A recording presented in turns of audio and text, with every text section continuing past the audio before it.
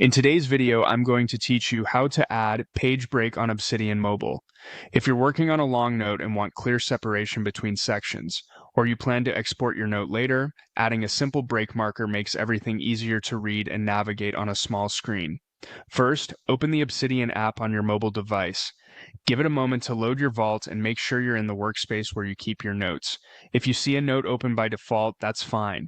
We're just getting into position to create a new one. Next, tap the box-shaped icon at the top left of the screen. This opens the side panel where you can browse your files and access quick actions. It's the place you go when you want to organize notes or start something new. Now, tap New Note. Obsidian will drop you into a fresh blank page in edit mode. If you don't see the keyboard or a cursor, switch to editing so you can type.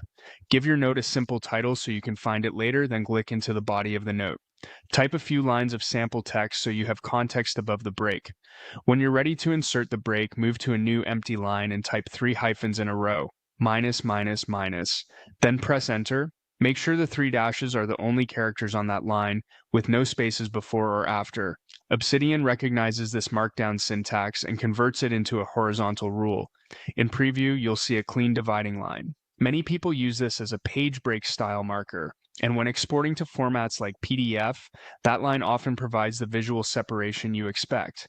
If the line doesn't appear, double-check that you typed exactly 3 standard hyphens on their own line and that you're viewing the note in preview.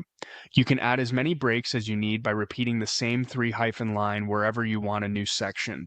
That's it. Quick, consistent, and mobile-friendly.